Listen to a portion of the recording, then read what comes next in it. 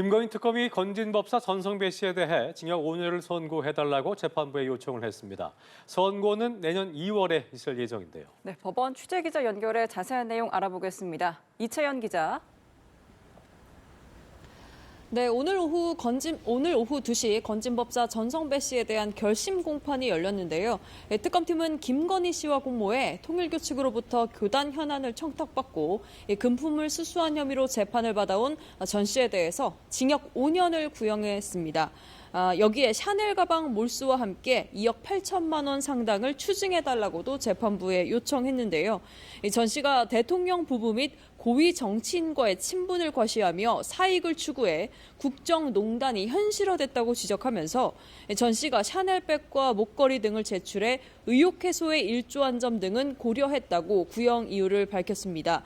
전 씨는 최후 진술에서 어리석음으로 사회적 물의를 일으킨 점을 진심으로 반성한다는 짧은 입장을 밝혔는데요.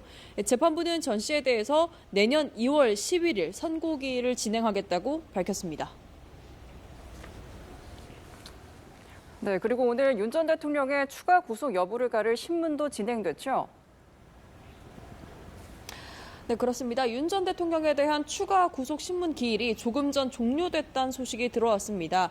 오늘 윤 전 대통령의 일반 이적 혐의 사건을 심리하는 재판부가 맡아서 구속 신문을 열었는데 이 과정에서 윤 전 대통령도 일부 발언을 한 것으로 확인이 됐습니다.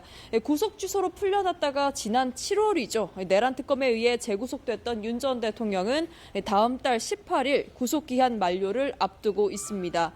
내란 우두머리 등 재판 1심 선고가 아직 안 나온 상황에서 재구속 기한이 코앞으로 다가온 건데요.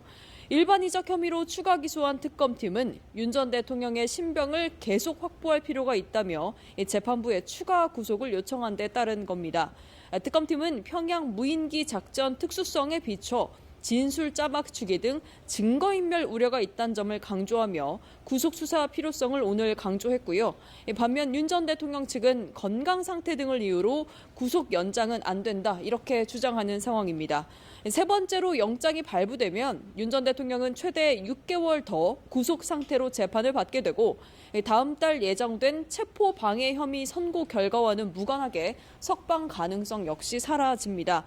마찬가지로 추가 구속 신문이 열렸던 김용현 전 국방장관의 경우 구속 기한이 모레까지인데 내일 결과가 나올 가능성도 있습니다. 자, 그리고 내란 전담재판부 설치법이 국회 본회의를 통과했는데 사법부 입장은 어떻습니까?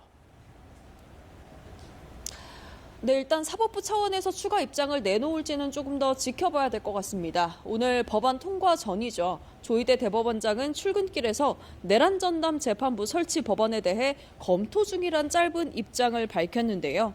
이 법안에 아직 위헌 소지가 있다고 보는지 또 대법원 예규와의 충돌 문제를 어떻게 해소할지 등 질문이 나왔지만 재차 종합해서 검토하고 있다며 말을 아끼는 모습이었습니다. 어제 판사회의를 열었던 서울고등법원은 2개 이상의 형사재판부를 늘리기로 일단 결의를 했고요. 일단 법률 시행 시점에 따라서 판사회의와 사무분담회의를 추가로 거쳐서 전담재판부를 어떻게 꾸릴지 절차가 뒤따를 걸로 보입니다. 지금까지 서울중앙지방법원에서 전해드렸습니다.